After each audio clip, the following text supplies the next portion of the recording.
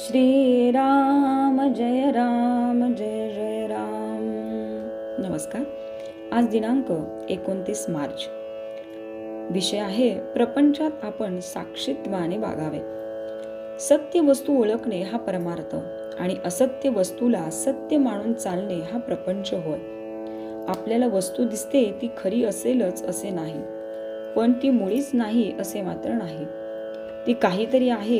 एका दृष्टीने सत्य वस्तू अशी आहे की प्रत्येक जण जे गुण त्या वस्तूला लावतो ते सर्व गुण तिच्या ठिकाणी आहेतच, शिवाय आणखी कितीतरी गुण तिच्या ठिकाणी आहेत, म्हणून ती निर्गुण आहे। दुसऱ्या दृष्टीने ती अशी आहे की प्रत्येक जण जो गुण तिला लावतो तो कल्पनेचेच तिच्या ठिकाणी आहे असे आपण म्हणतो, म्हणून ती वस्तू गुणांच्या पलीकडे आहे। या अर्थाने सुद्धा ती निर्गुणच आहे।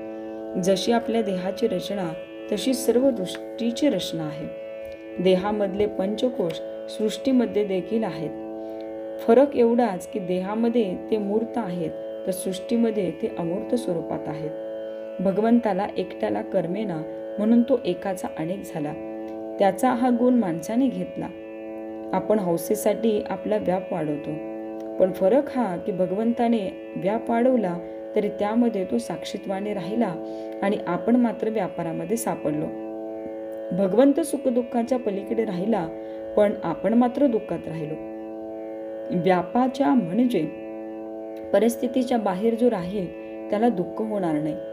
खरे पाहिले तर व्यापातून वेगळेपणाने राहण्यासाठीच सर्व धडपड आहे। व्याप दुःखदायक न व्हावा असे वाटत असेल तर आपण साक्षीत्वाने राहायला शिकले पाहिजे।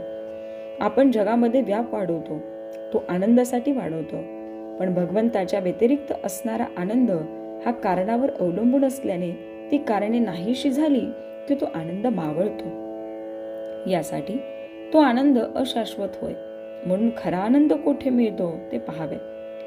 जगणे म्हणजे शरीरात चैतन्य असणे होय।